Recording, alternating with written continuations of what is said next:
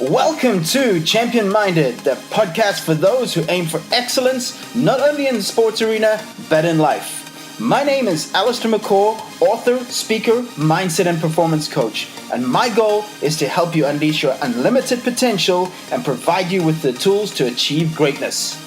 Are you ready to become champion minded? Then let's do this.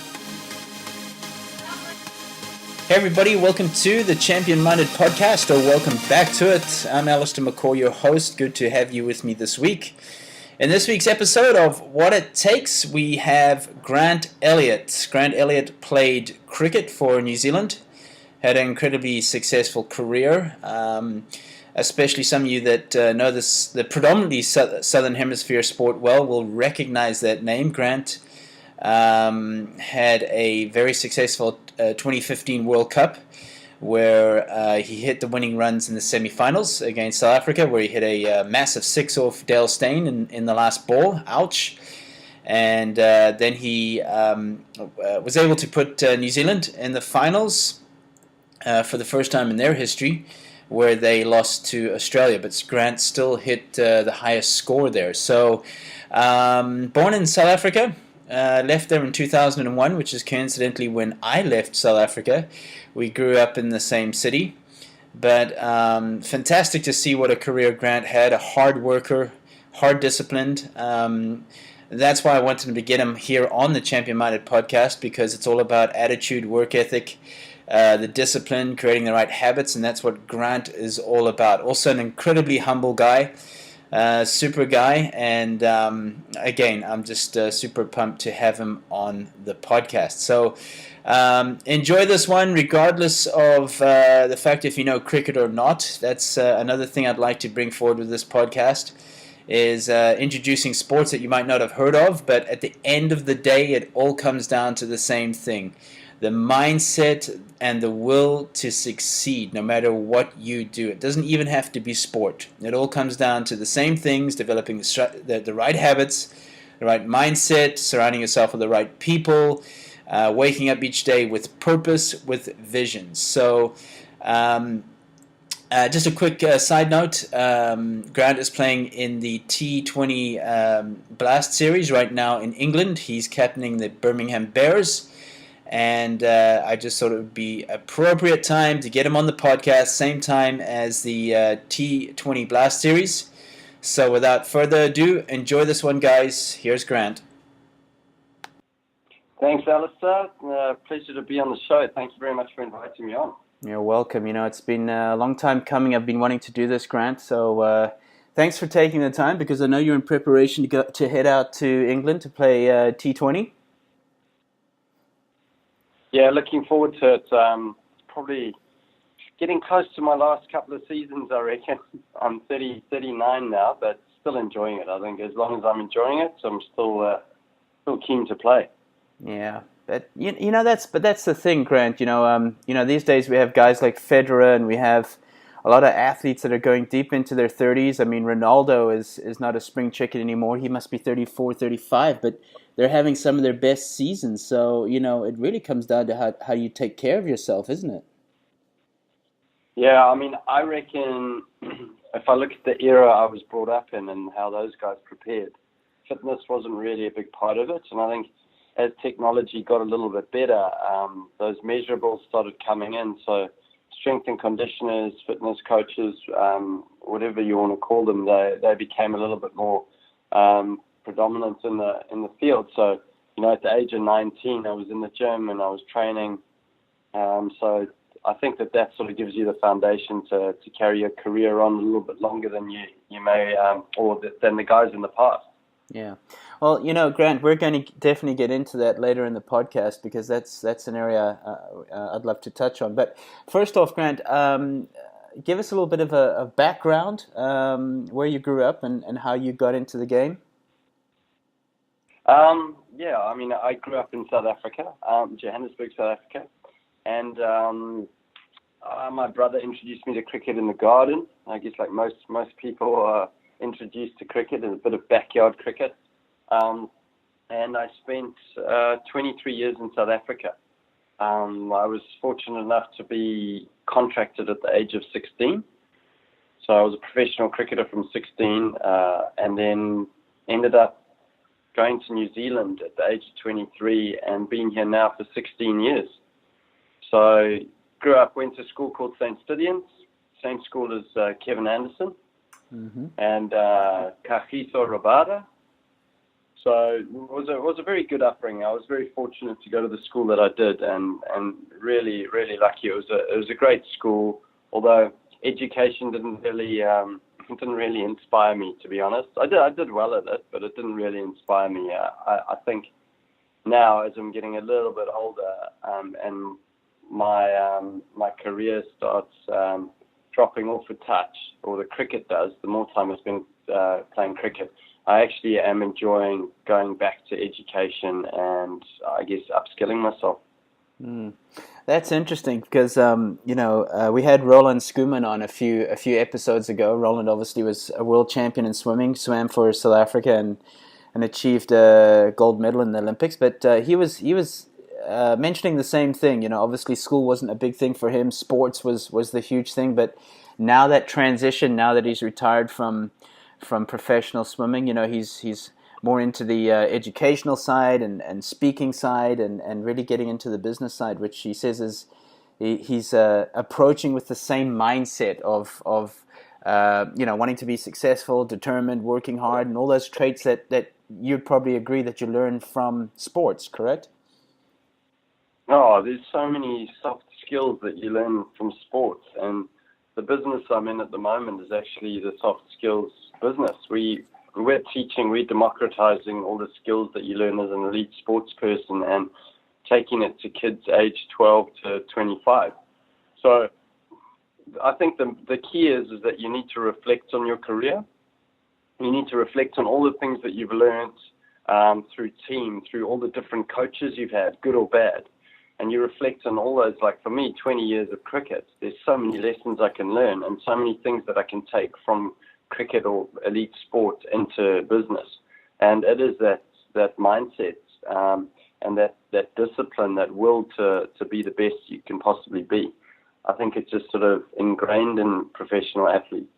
You mentioned your school there, St. Stithians, and or maybe some of the listeners out there don't know, but I was brought up in Johannesburg as well, and St. Stithians was always a strong school in the sports, and as you mentioned, Kevin Anderson, who's now in the top 10 in the world in tennis, went there. But I was interested to see that Roy Pienaar went there, and I worked with Roy. Listen to this. This is going to give my age away now, Grant. I worked with Roy in 1998. And it was actually Roy who brought Graham Smith along to training a few times, and Graham worked with me as well. So another Saints guy there. Yeah, well, that's funny because I used to go to Saints and train, I think, when I was 16, so that would have been 96. And I was training in the nets, and Roy Pienaar turned up. And, I used to watch him play when I was young. Yet, I think they said he had the silkiest cover drive, going around. He was a lovely player to watch. So, yeah, another old boy. Yeah, but super relaxed, super calm. I think he was one of the coolest, had one of the coolest mindsets I'd ever met. Nothing could phase Roy. So, super guy.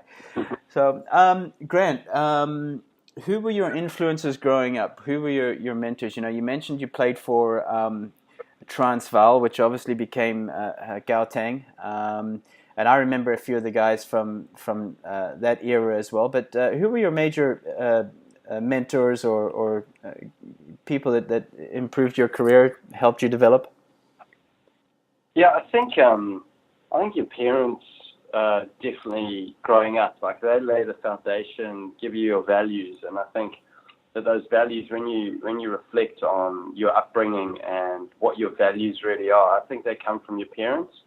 And probably the biggest thing for me was treat people the way you want to be treated. So I'll look to them. And then in a cricketing sense, when I first started, John Ridgway, who's now passed away, but he used to coach generations of cricketers coming through St. Stithians, along with his friend called John Hurry, who coached generations of King Edward's boys coming through. I think Graham Smith would have been coached by John Hurry.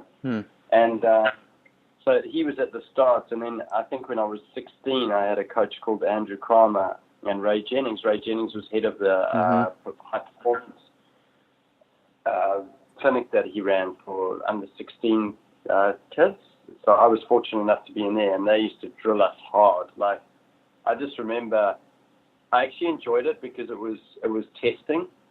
Whereas, you know, you go to a couple of trainings when you're younger and it's just you bowl and you bat and you come home. But there was a lot of fitness and you were being tested. And from what I heard later on in my career is if you're doing a skill and you're getting it wrong 30% of the time, then it's a good skill. You don't want to be getting a skill right 100% of the time because it's too easy.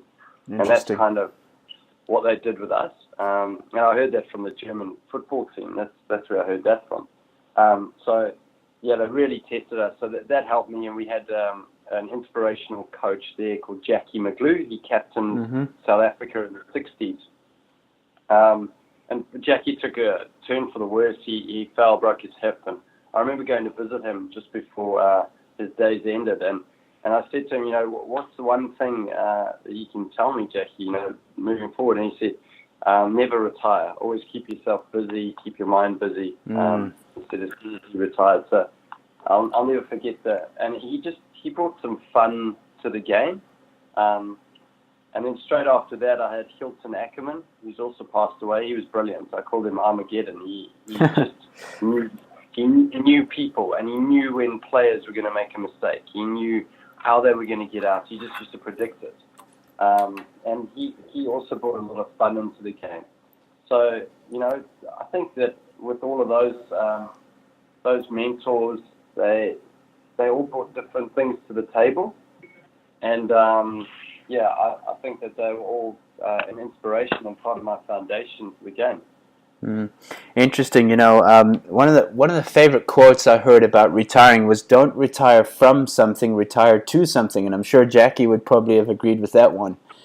You know, especially in sports. You know, I've found a lot of sports people not really knowing what to do after they finish their career, and it's so important. And I'm sure you'll agree that when you're approaching those twilight years, your last 4 or 5 years, that you're already setting up something. Would you agree with me there? Yeah, I think, you know, I was lucky. I went and did this degree in Otago Polytech, and what it was is it was learner directed.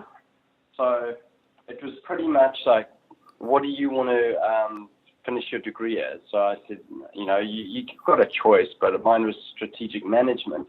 And you go back to your foundation, so you start reflecting on your whole life. So I would reflect on my 36 years at the time of what I thought I knew, and you just document it. And then you've got a tutor that helps you and helps you learn and gives you information. And it's amazing how much you learn from being in a sports environment. But if you don't reflect on it, if you were to ask a lot of athletes, what are your strengths? You know, like, they don't really know. And I think taking that transition into a corporate world is scary. It is scary. But having been in it now for, I guess, 2-3 years, I realize that we've got some skills that people in the corporate world don't have, especially when it comes to teamwork. So they're very valuable, and you have to recognize that. Cherish the moments of your career, but you need to move forward. Absolutely agree. So, I mean, looking back, you've had some incredible mentors. I mean, especially in that era, because I remember that era of what they used to call the Transvaal Mean Machine. You know, Clive Rice, Hugh Page, Richard Snell, Ray Jennings, as you mentioned, Roy Pienaar as well. I mean, being brought up in that time was a very special time, especially in cricket, because we were just submerged in cricket and rugby, especially in the 90s in South Africa.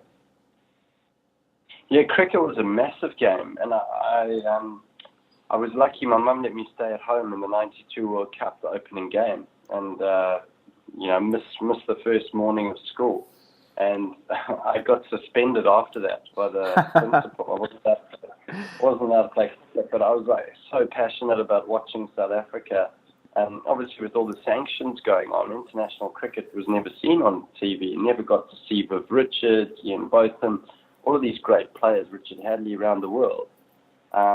And then when that happened, I guess I was at that age where it is very influential in your life. If you're involved in the sports, that's what you want to do. Yeah. And something which I really prescribe to is setting goals, because I look back and my mum sent all of my stuff over from South Africa, and when we were 12, we had to write an autobiography in the third person. And I wrote, the section was careers, and I wrote, Grant Elliott had a great career in cricket. He was a professional cricketer. He played county cricket. He played for South Africa. He preferred playing one-day cricket more than test cricket because of the coloured clothing and white ball and floodlights. And pretty much on that page, I described everything that I achieved, except I didn't play for South Africa. I played for New Zealand. Obviously, things change as you go on in life, but I look back at that and I go, wow, like I had those goals and aspirations as a young 12-year-old already. So I really do prescribe to youngsters putting down their goals and aspirations, because once you start working out how to get there, it's not as difficult as you thought. That's incredibly interesting, Grant, because in my book Champion Minded, we talk about it all starts with a vision. And I watched an interview of Novak Djokovic, the tennis player who obviously reached number one in the world a few years back, and he spoke about, probably around about the same age, 10, 11, about having a vision and seeing himself in the future being the number one tennis player in the world, which he did reach. So it sounds that you had a familiar vision or dream, so to say. So my question is, how important is that for a young athlete, a young player, to have a vision, to have a dream? Yeah, it's the most important thing. I mean, that's what gets me up in the morning. I was up at 5:45 going to the gym. It's not because I really want to. I'd love to have stayed in bed for another 2 hours. But, if you don't have that vision or that goal, you're not going to take action. And, interesting what you say is about Djokovic, and that's where I went wrong. When I look back, I should have aimed to be the best batting all-rounder or the best cricketer South Africa had ever had, aimed really high.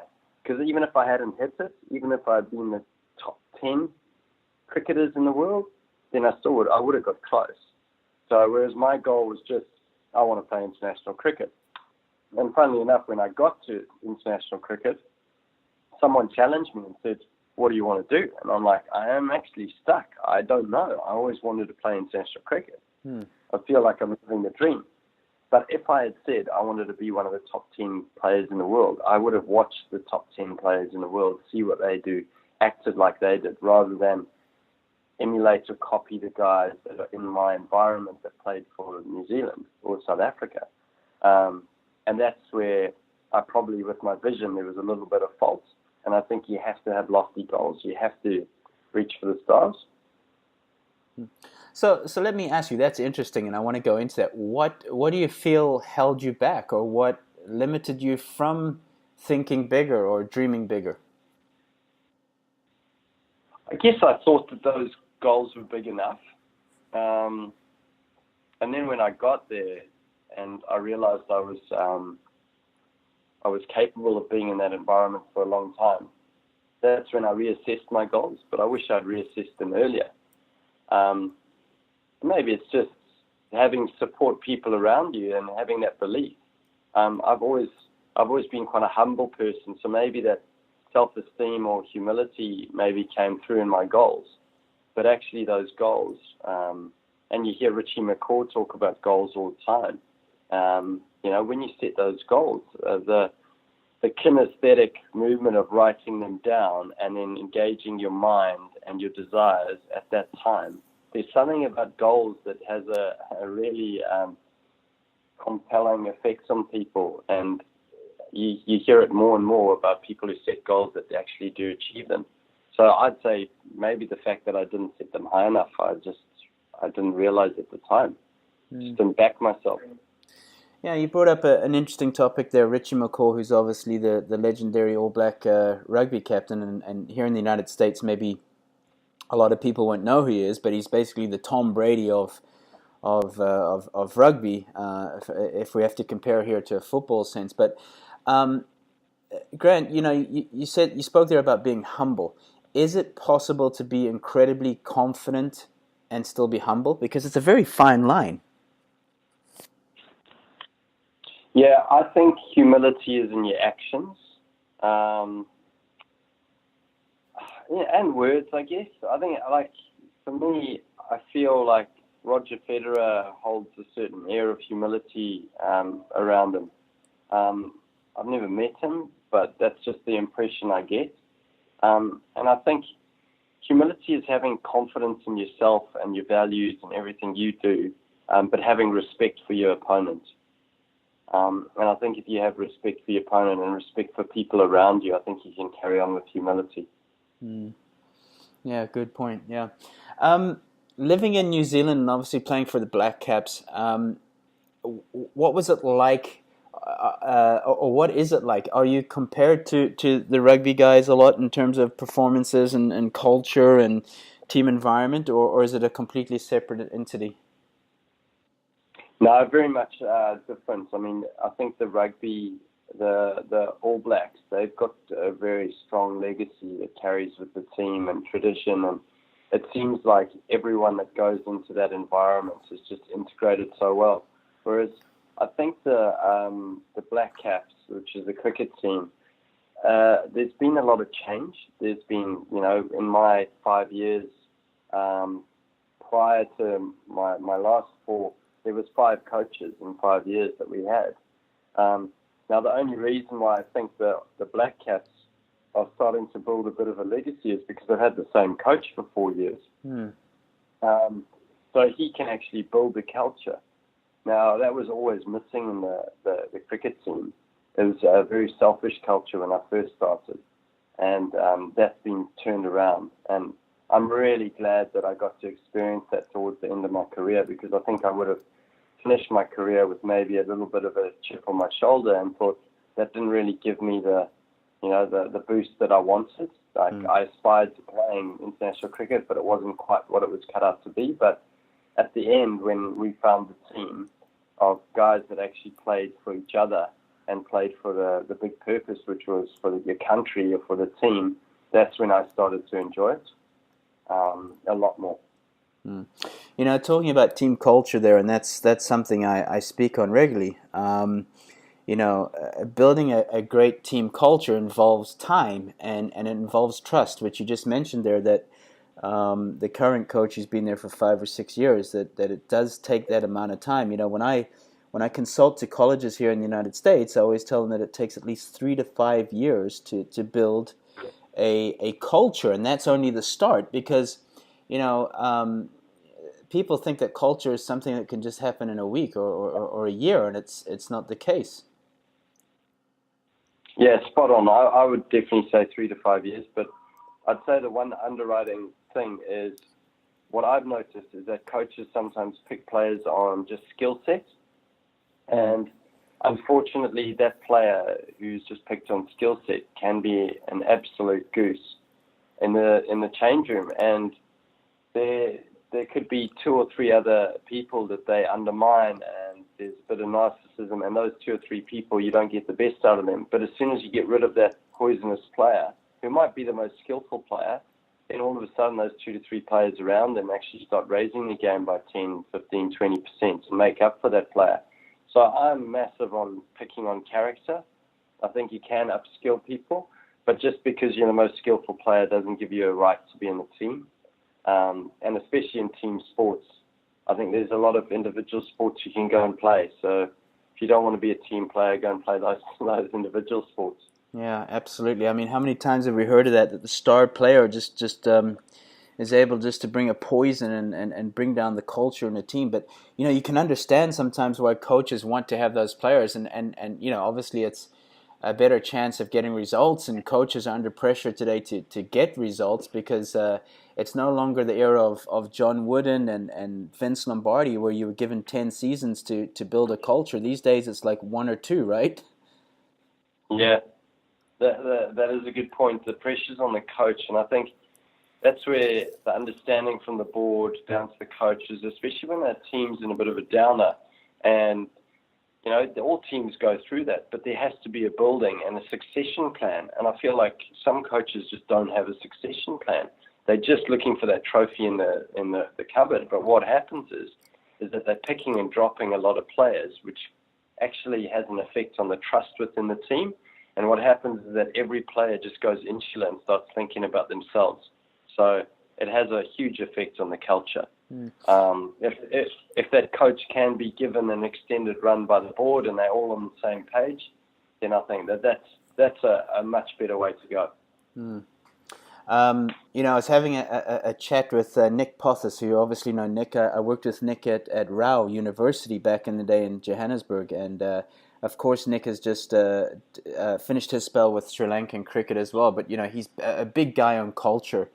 And we were just talking about that exact same thing, is that these days you aren't given a lot of time to explore those avenues. Results are quick. But obviously we know that Australia has been in the news with their cricket as well, with Darren Lehmann stepping down as well. Would you say that was part of Australians' downfall with Darren Lehmann as well, is just looking for results and not spending so much time on the culture?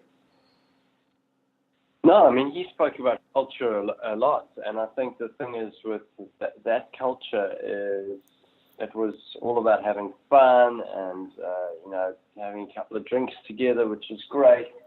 That's the impression you sort of got.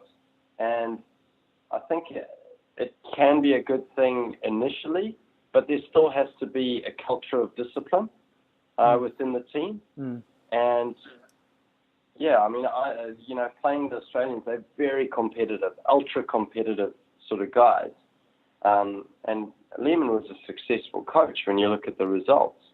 But obviously there was something wrong. Like for the players to think that was acceptable and to do what they did by taking sandpaper onto the field, that would undermine, the coach and what he was trying to achieve, or maybe they thought that it was acceptable. So there was something not quite right in that environment. And I feel with the Australian sports teams is that they are very much a dog-eat-dog environment. They're not necessarily big on their pulling together as a team. They do have some superstars in their team, and I think that's something that Tim Payne kind of wants to change now as captain. Because also we look at their rugby as well. Of course, they have a rich tradition in rugby as well. But you hit the nail on the head there, that they're incredibly competitive, will do what it takes. But there does seem to be a little bit more individualism there as well, as where the guys are fighting for their position in the team. So that can also take over as well. So, I would think that the importance of having a coach that, I'm not saying guarantees your security as a player, but basically lays down what's acceptable and what's not acceptable. But just having a little bit of a, I'm not saying comfort, but just I think togetherness in a team is important. It's saying, right, guys, this is a team I would really love to see for the next 2 years or 4 years, taking us all the way to the World Cup. But this is how we're going to do it. So, but yeah, absolutely agree. Tough guys, tough competitors. So, Grant, let's move on to mindset. That's a big area in the champion-minded approach. How important was mindset in cricket? Did you guys ever do any mental skills training or any preparation before a big tour, anything like that? It's amazing, Elliott. Like if you were to ask any cricketer, you say, give a percentage to what part of the game is mental and skill. I'd say 80% mental, 20% skill. And then you ask them, you say, so what do you do to train your mindset? And they'll be like, nothing. So it's really bizarre. We did have a sports psychologist who traveled with us at one stage, but otherwise it was normally up to the individual to kind of take their own steps into that space. So I guess you would learn it through trial and error. I mean, you would go out in front of 90,000 people in India, and then you come off the field and go, whoa, I was actually pretty anxious there. How can I, help my anxiety when I go out there? And then you start exploring it. But there was never really any training or foundations that were put in place, which I found quite bizarre. Mm. You might not even know this, Grant, but back in 2002 and three, I worked with the Dutch cricket team, the Dutch World Cup cricket team with Tim de Leyde and a few of the guys there, Ryan Ten Doshkada. I probably just butchered that name there. But one of the things I did within the team was help them to prepare what I call prepper readiness. It's basically that match day routine, that preparation, that hour before you go out to bat or that hour before you go out to field or bowl, whatever it may be. Um, what was your preparation before going out to bat or bowl? I mean, you were obviously an all rounder. So did you have any rituals, superstitions, any type of routine before you went out? Oh, yeah, you definitely go through your routines. You find out what works for you, what makes you feel comfortable. I think it was more so because you couldn't rely on the facilities, especially when you went to the subcontinent. You weren't sure if there were going to be nets, so you couldn't never rely on having a set routine before the game. But in terms of like visualizing, I'd go out onto the pitch and I'd visualize batting from both ends. And then when I actually did play, I think that was the key to my success, was having a routine then. So as the bowler came into bowl, I'd tap my bat 3 times, and then as he's about to jump, I'd have my pre-delivery movement, and then I would say to myself, now, as he released the ball. And that now was actually the time to, extreme focus and not think at all. Because in cricket, if we're thinking, we're going to do things slowly, and we've only got zero point 0.4 of a second to react. So it was all about instincts, playing on instincts, and trying to get into that subconscious mindset. I know a few of the guys had superstitions like showering in the same cubicle, putting their left pad on first, all these type of things. Did you have any superstitions like that? Yeah, I think I put my left pad on first. I used to have a superstitious, it was almost like a voodoo doll that I used to take out of my bag, that my gran knitted me a while ago. But yeah, I don't know where that's gone now. Unfortunately, I would have loved to have had that doll go with me throughout the whole of my career. Yeah. But no, I started dropping superstitions a bit because the game was more complicated without them, so I didn't want to add any more complications to it. Yeah. Yeah. I remember. Sorry, go ahead. Oh, sorry. One of I think the main things that I did do, and I always encourage youngsters to do, is to breathe quite deeply and to listen to your breath. And I think when you're in that heat of the moment, to actually hear yourself breathing gets you back to the present, gets you back to that subconscious mindset. So a very important skill to have. Getting back to the superstitions, and I had Danny Cipriani, the England rugby fly half and Wasps fly half, on the podcast a few weeks back, and we were talking about superstitions, rituals, etc. And he was telling me that one of his teammates, the scrum half in the team, had a superstition of a lucky shirt. And it was a lucky shirt he would wear underneath his rugby jersey, but unfortunately either it was opposition or it went missing in a hotel room or whatever. And Danny said the guy went absolutely nuts and couldn't play for about a month. So Danny said that's the day he gave up superstitions, because you start to become reliable on it. So, yeah. I have to bring this up because obviously being brought up in South Africa, and I'm actually grateful I didn't see it, Grant, but obviously a very memorable match for you was the semi-final of the World Cup 2015. I'm sure you've been asked by every South African this question, that you killed the dream of all South Africans in that semi-final. You were man of the match there as well. Tell us about that experience. I know it was probably quite a lot of emotions going around, but you brought out one of your best performances against your old country, or your old team. Yeah, I mean, there was a lot of stuff that went on in the background before that game. I had a family illness.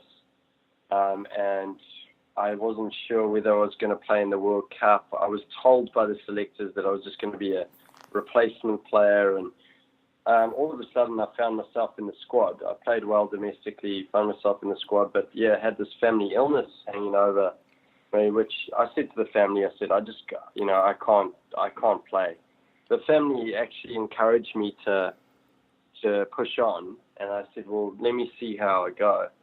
So one of the things I had to do was actually start reflecting on why I actually played the game and why I enjoyed it, because I wasn't enjoying it. I was, this was my dream, was to play in the World Cup, and I had this thing hanging over me, and to be on the field and not enjoy it and not be able to get into that mindset that you talk about where you can perform at your optimum was frustrating. So the thing I came up with was that I wanted my two little boys, if they ever watched replays of the game, I wanted them to be proud of me. So that almost gave me the motivation, and also the manner in which I wanted to approach the game, is that it's not the be-all and end-all, it's more how you carry yourself. And the other thing I thought of was, I'm playing sports, it's not changing the world. People forget innings is the next day. They open the paper and go, oh, okay, well, their day moves on. Whereas when you're stuck in this cocoon of sports, it matters dearly to everyone, and it's almost like the only thing that matters in your life. But I realized that sport actually doesn't really matter. So that sort of took the pressure off. And then the other thing with my boys gave me that enjoyment factor, where I wanted them to see me enjoying the game and behaving in a way that they'd be proud of. So moving into that game, and it's a long-winded story into the World Cup, but I think that gave me a lot of perspective. And I think without perspective, I think that we have fear of failure, and that acts as a real handbrake to reaching our potential. So on that particular day, I was just like, well, I've got nothing to lose. I'm just going to go out there and express myself, which is how I should play all the time. And yeah, it came off, and it was an amazing feeling in front of 40,000 people at Eden Park, but also, in front of my family and your teammates. Just to get your teammates over the line is just so powerful. Like, I love seeing all the lads in the change room and just excited to be going to the first ever World Cup final. It was an amazing feeling. You spoke about their motivation.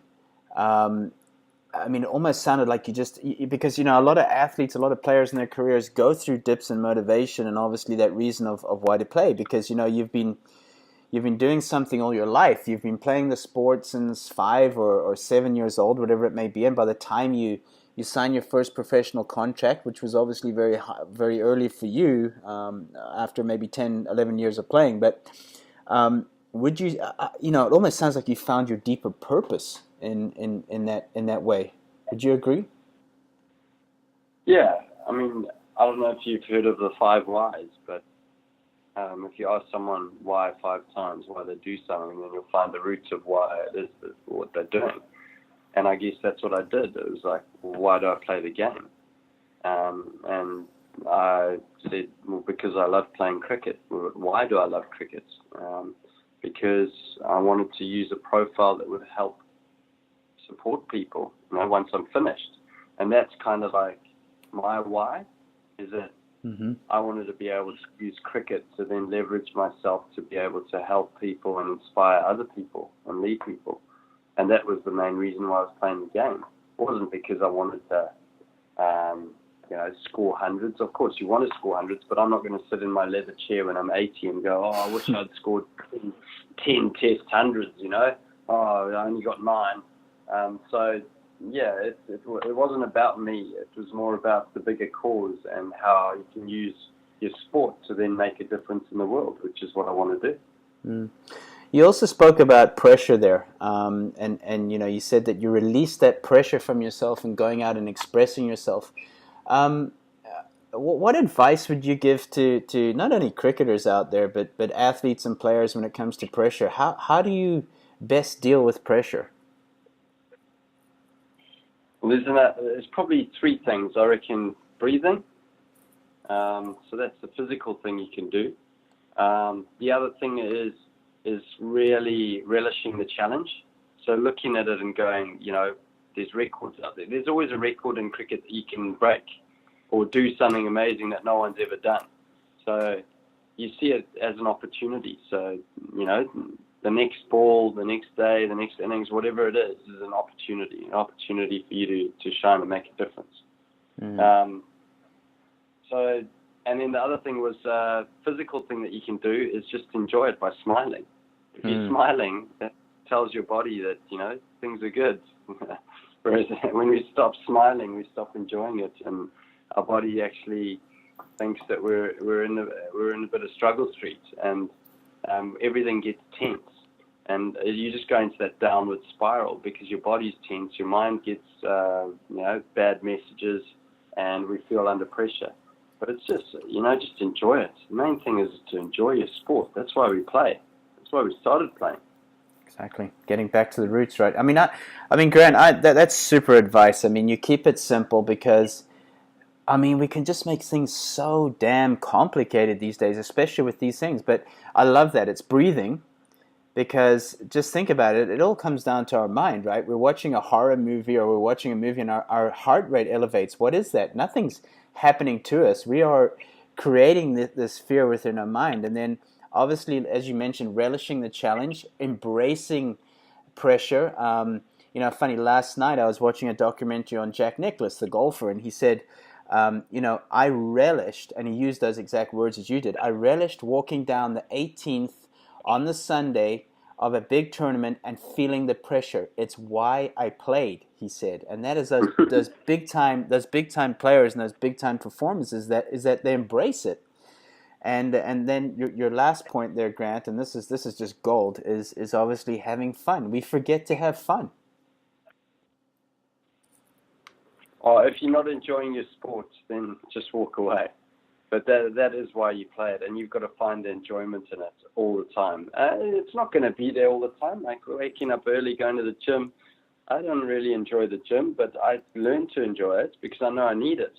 I need it to stay on the park. And it's funny what you say about Jack Nicklaus. And I guess at the start of my career, I used to maybe I would feel like, why me when I was in a pressure situation?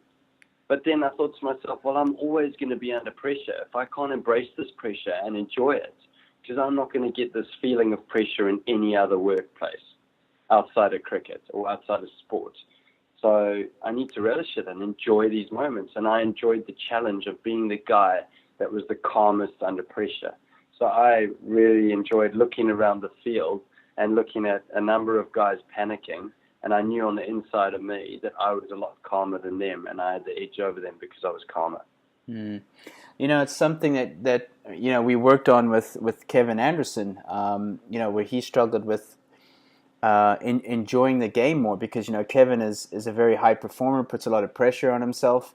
And, that is where the big change happened last year within our team was him learning to enjoy the competition and enjoy the struggle, enjoy the battle, because that was one of the things, he put so much pressure on himself, and when he was able to let go of that, the results showed. I mean, obviously reaching the final in the US Open last year against Rafael Nadal, and now he's a permanent top 10. So, just exactly as you said there, Grant. So, Grant, just moving on to the last few questions.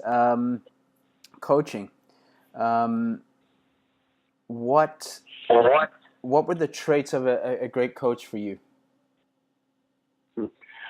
First of all, I reckon the word coach is wrong for them. Okay. I've had 31 coaches in my career. I've counted. Wow. And of the 31, I would say maybe 3 or 4 maybe had any influence in my career. Wow. I felt like some of them I never connected with.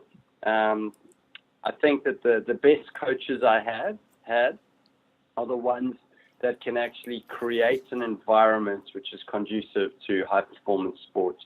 So they create the environment around you and the opportunities. And then it's about you as a player to be proactive in your own career to go and seek what you think you need.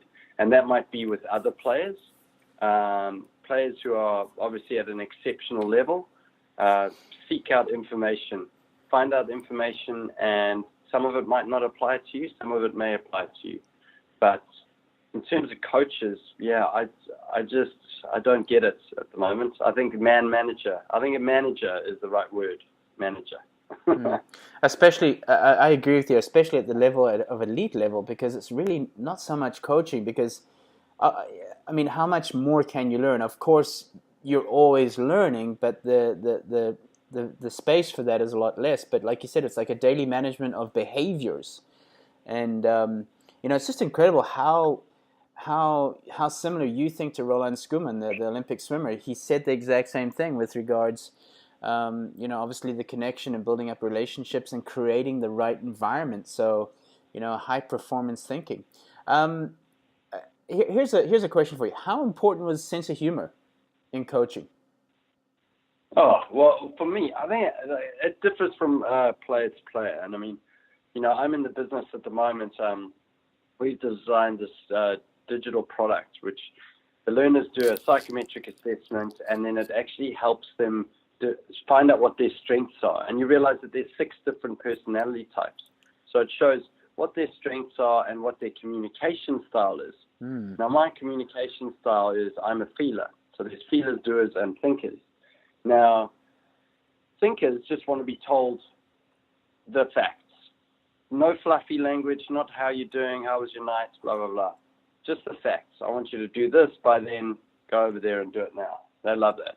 Whereas I'm a feeler, I need the coach to actually have a relationship with me, in that he needs to have that deeper understanding of me and, how you're feeling in the environment. You're a great part of this team, and you're the glue to the team, and the boys love having your energy here. That sort of chat, that really inspires me to have that relationship with the coach. I think if I couldn't communicate in the right way with the coach, or I didn't understand them, and when I look back at it now with the experience I have in the industry I'm in, I look back at it and go, wow, he wasn't being rude, he didn't hate me, it was just his way of communicating. And I used to disengage as a player if I had a coach that I felt didn't care about me. But there's players that don't mind that. So I think you can't really pigeonhole it. It's different for different people, but I love a sense of humor with a coach because I like them to diffuse the situation, make them realize you're having fun. So, big thing for me. I've always seen sense of humor and making a player laugh, especially in the face of pressure or just before going out to perform or even at halftime or whatever, is making players laugh or just getting their mind off the moment, So, yeah, like you said, works for different people. So, what do you miss most about cricket? I mean, obviously you're still playing in the T20, so you're still playing at a very high level. But do you miss anything from the international days?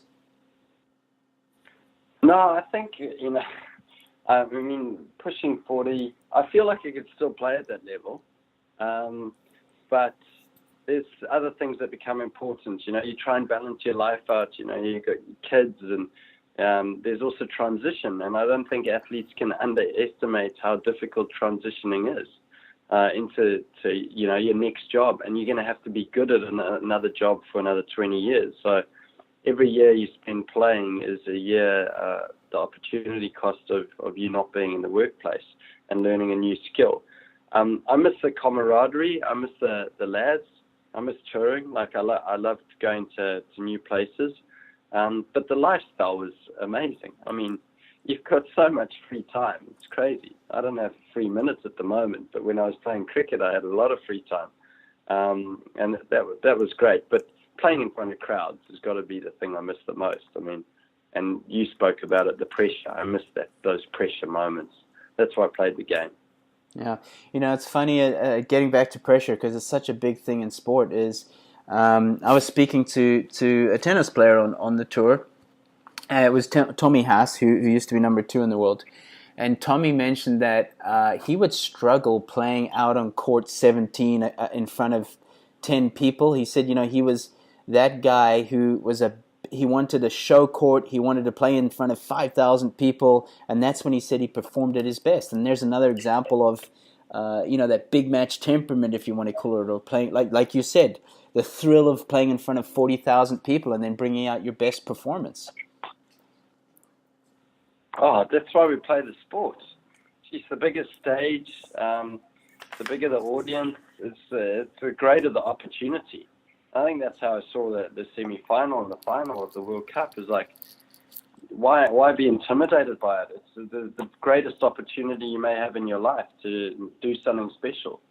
So to turn things around, turn scenarios around into a positive experience, I think is something that we can learn by using our mind, and all those funny things that our mind tells us that are wrong and inaccurate. You've got to turn them around and make them positive and make them opportunities. Grant, this has been an awesome chat, and I know it's going to help a lot of not just cricketers out there, but a lot of young athletes and young players with regards to this subject, because you just gave some really great, simple advice, in terms of handling pressure and handling the moment. And as you mentioned, it's a decision. It's you either embrace it or you don't. It's a choice. So anyway, moving on to the last part, and it's the quick fire questions, rapid fire questions. One word or sentence. Are you ready? One word or sentence, did you say? Yes, no longer than a sentence. So you can either give one word or a sentence. Here we go. Okay. Your nickname you were given. Harry Javelin. Okay. Favorite hobby? Golf. Okay. Favorite band, musician? Ed Sheeran. Okay. Greatest cricketer of all time, in your opinion? Oh, I'm going to say Viv Richards. Okay, West Indian. Toughest opponent you've faced? Mitchell Stark. Okay. Zimbabwean, right? No, he's Aussie. He's the guy that bowls 150 or 60. Swings in very late. Who am I thinking of? Wasn't there a Zimbabwean with a similar name? Anyway. Favorite book ever read? Andre Agassi book. Yeah, good book, right? Yeah, great book. Favorite movie? Gladiator. And by the way, the name of that Andre Agassi book was Open. Just Open, yeah. Favorite food? Steak. Medium. All right. I'm a Nando's guy, man. That would be, wherever I am in the world, Nando's. But it's pretty tough here in the United States to get Nando's, so. Let's see. Favorite sports team? All Blacks. Oh, there we go. I think you'd be kicked out of the country if you didn't say that, Grant. So but I can't blame you. It's my favorite team as well. Not because of the results or because of the winning margin, but just because of culture. What's always attracted to me is team culture, and there's no better culture than obviously the All Blacks, and I'm sure you've read the book Legacy. Yeah. No, it's an amazing team. I just love everything they do. Yeah. Let's see. Favorite country or place ever visited? Mykonos. Okay, Greece. Favorite other sport? I know what you're going to say on this one. I think I do. Probably rugby. Yeah. Okay, I thought it was going to be golf actually. Anyway. No. I like watching rugby. I don't like watching golf. I like playing golf. All right. Are you a rule taker or a risk taker? Risk taker. Okay. Favorite athlete, male and female, past or present? Oh, so just pick one or pick a male and a female? Yeah, if you could pick a male and a female, and it can be past or present. Okay.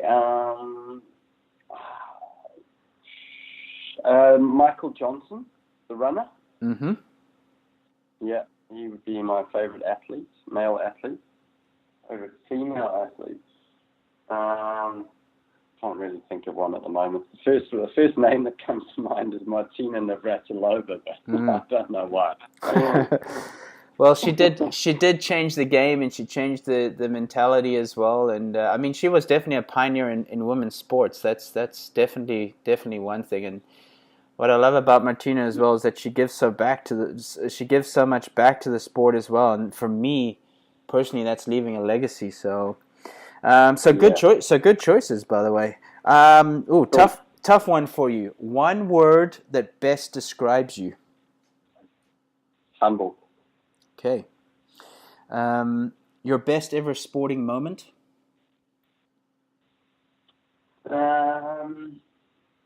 It would have to be the semi-final of the World Cup. Breaking the South Africans' hearts. I just had to throw that in there, Grant. And you also actually,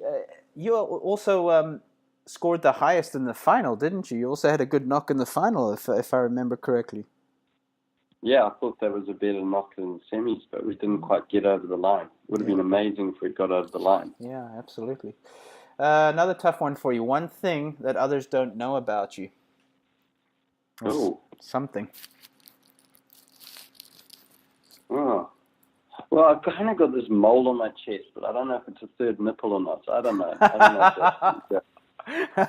All right, that one totally took us by surprise. I'm sure not many know that. So, except your teammates, maybe. All right, two more. Biggest pet peeve. Is that something that really? Yeah, you don't like something that frustrates you, irritates you. Selfishness. I hate that. Okay, especially in a team environment, right? Oh, yeah. All right, and last one, favorite cheat or junk food? Donuts. Donuts. Okay, you'd love to be here in the States with Dunkin' Donuts in every corner, huh? Yeah. When you're over here, when you're over here next, I'll definitely take you to the local Dunkin' Donuts. So hang out there. Mate. After the gym session, you can reward yourself with a Dunkin' Donut. So, all right, Grant, this has been awesome. I really appreciate you taking your time. I know you just got back from the gym, so totally champion-minded you are. If the listeners out there want to reach you or follow you, what would be the best way? Instagram or Twitter. At Grant Elliott, NZ, 2 L's, 2 T's. All right, so they're both the same name, at Grant Elliott. What was it again? NZ. At Grant Elliott, NZ, yeah. Gotcha, perfect. All right, and final question before we wrap this out. What, in your opinion, does it take to be champion-minded? Not only in sports, so it can be a general question. What does it take to be champion-minded in your opinion? Have a clear vision, understand who you are and what your strengths are, and work hard. Work harder than the guy next to you, harder than the best in the world if you want to be the best in the world. Awesome. Excellent advice. Grant Elliott, thanks so much for your time, and we look forward to obviously checking you out in the upcoming T20 series in the UK. Thanks a lot for your time, Ali. Appreciate it. Thanks for being on your... Well, that's it for this week's episode. Thanks so much for joining me. As always, if you enjoyed this episode, please share it with anyone who you might know would benefit from it, or who aims to create excellence in their life. Also, please head on over to iTunes, subscribe, and please leave a review. I would greatly appreciate that. And don't forget that this podcast is also available on YouTube. If you'd like to stay connected, I'm on social media at Twitter at Allistair McCall, Instagram, Be Champion Minded, Facebook, McCall Method, and if you'd like to leave a comment, share some feedback, then please email me at mccallmethod@aol.com. Also, big thanks to all of you who share my posts on social media under the hashtag ChampionMinded. I greatly appreciate it. So, until next week, remember you were made for greatness. Now go out and do the work. Until next time, stay champion-minded, my friends.